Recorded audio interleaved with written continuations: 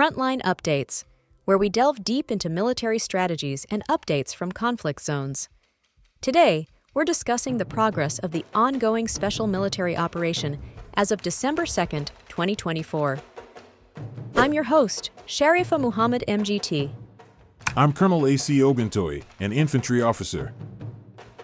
Air and missile strikes. The Russian military conducted extensive air and missile strikes targeting Ukrainian military infrastructure, UAV control points, and troop concentrations across multiple districts, highlighting the extensive use of aerial and artillery capabilities. Welcome to Frontline Updates podcast, your go-to source for in-depth analysis of the latest military developments. I'm your host, and today, we have Colonel A.C. Oguntoye joining us to provide an exclusive update on the special military operation. Colonel Oguntoye, thank you for being here. Thank you for having me. I'm here to offer a comprehensive briefing on the progress of our operations. Let's start with an overview. The Kursk region has been a hotspot. What's the update there? In Kursk, our North Group defeated multiple Ukrainian brigades, including the 5th Tank, 17th Heavy Mechanized, and 80th Airborne Assault Brigades. Ukrainian losses over the past 24 hours include 250 servicemen, a tank, an infantry fighting vehicle, and 4 mortars. Additionally, 1 Ukrainian serviceman surrendered. Colonel, let's start with the North Group of forces in the Kharkiv region. What's the latest there?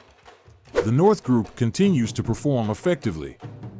In the Kharkiv direction, we defeated formations of the 92nd Airborne Assault Brigade of the Ukrainian Armed Forces near Lipsy. Additionally, we repelled 3 counterattacks by enemy assault groups. Ukrainian forces suffered losses of up to 35 servicemen, an armored personnel carrier, 3 vehicles, 2 152mm D-20 guns, and a 122mm D-30 howitzer. It sounds like the North Group is maintaining a strong defensive position. What's their next focus? The priority is to consolidate gains and remain vigilant against further counterattacks while continuing to weaken the enemy's capacity to regroup. Moving to the West Group, what progress has been made? The West Group improved their tactical positions and inflicted significant losses on Ukrainian brigades, including the 14th, 53rd, 66th Mechanized, and others. Engagements took place across settlements in Kharkiv, Donetsk, and Luhansk, such as Kupiansk and Torskoy.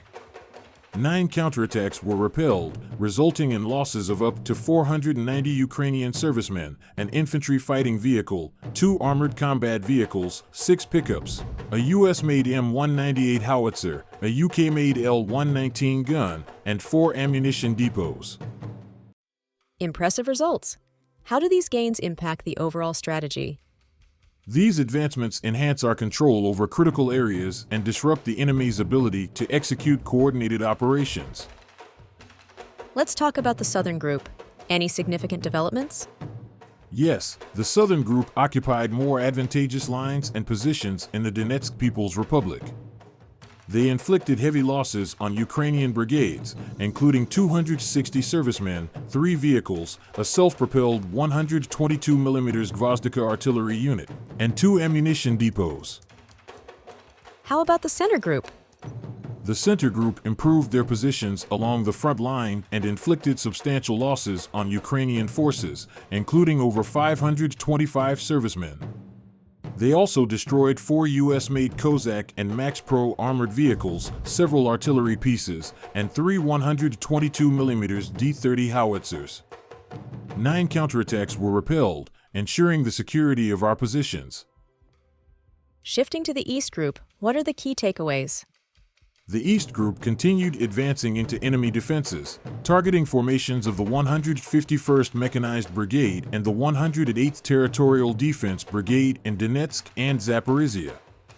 2 counterattacks were repelled, resulting in the destruction of a German-made Leopard tank, 4 HMMWV and Max Pro armored vehicles, and advanced artillery units such as the French-made Caesar and Bogdana self-propelled artillery mounts. And the DNEPR Group? The Dnepr Group focused on Zaporizhia and Kherson regions, targeting Ukrainian brigades and causing losses of 55 servicemen, 2 vehicles, and a warehouse with ammunition. Air and missile operations play a crucial role. What updates do you have? Operational tactical aviation, drones, and artillery conducted strikes across 127 districts, targeting military airfields, energy infrastructure, and UAV control points. Our air defense systems successfully intercepted a HIMARS projectile and shot down 69 unmanned aerial vehicles. That's a significant achievement. How does this affect the enemy's operational capacity? These strikes disrupt critical supply chains and diminish their ability to sustain operations, providing us with a strategic advantage. Colonel, thank you for providing such a detailed briefing on the current military situation.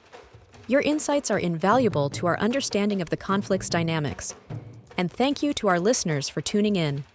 Join us next time as we continue to provide up-to-date coverage on global military affairs. Stay with us for more updates and expert analyses on global defense and security issues. Stay informed, stay secure. Thank you.